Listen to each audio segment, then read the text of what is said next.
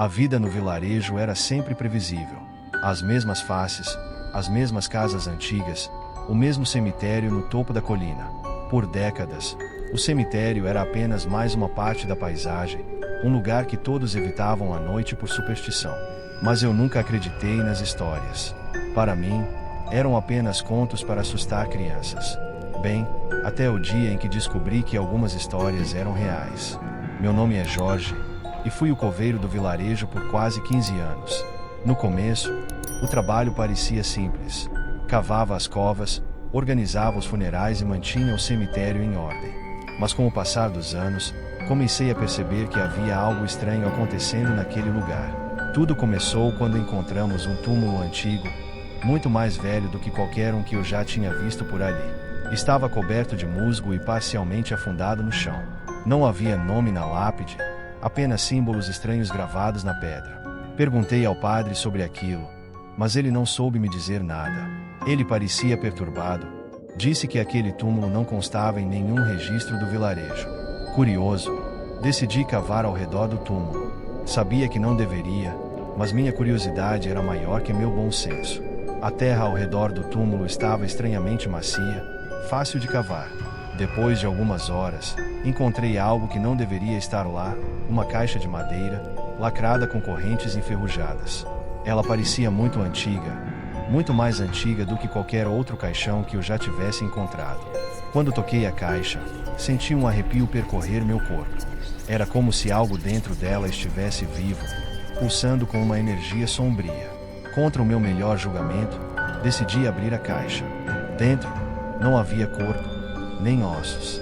Havia apenas um livro, grosso e encadernado em couro, com páginas amareladas e desgastadas pelo tempo. O ar ao redor da caixa parecia se tornar mais pesado quando abri o livro.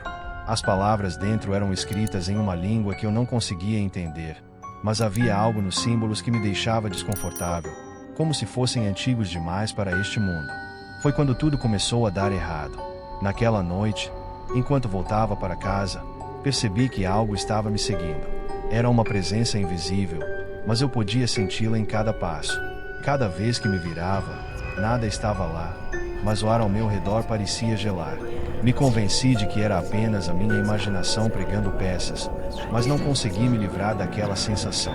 Nos dias seguintes, comecei a ter pesadelos terríveis. Via sombras se arrastando pelas ruas do vilarejo. Ouvia sussurros vindos do cemitério. Uma noite, sonhei que estava no túmulo antigo novamente, e as correntes ao redor da caixa estavam se partindo, uma por uma. No sonho, o livro havia sido aberto, e algo saía das páginas, algo escuro e sem forma. O pior aconteceu uma semana depois. Eu estava no cemitério, terminando de enterrar um corpo.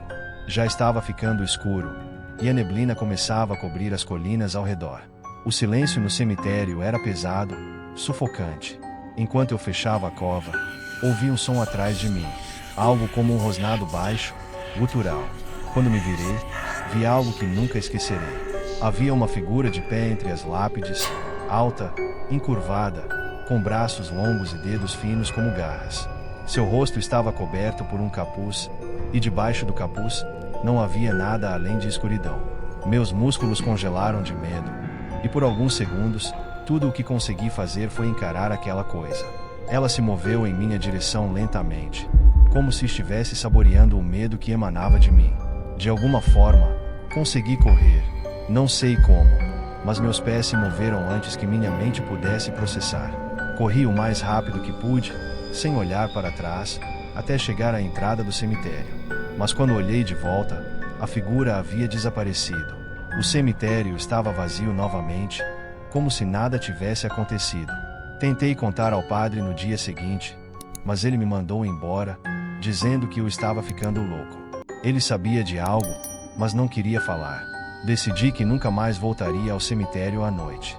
Mas os pesadelos continuaram, e as sombras nas ruas pareciam cada vez mais reais. Algo havia sido libertado naquele túmulo antigo, e agora estava solta no vilarejo. Há poucos dias, acordei no meio da noite com um barulho no quintal. Quando olhei pela janela, vi a mesma figura de pé na entrada de casa, me observando. Ela não se moveu, não tentou entrar, mas ficou lá por horas, até o sol começar a nascer. Eu sei que estou sendo caçado.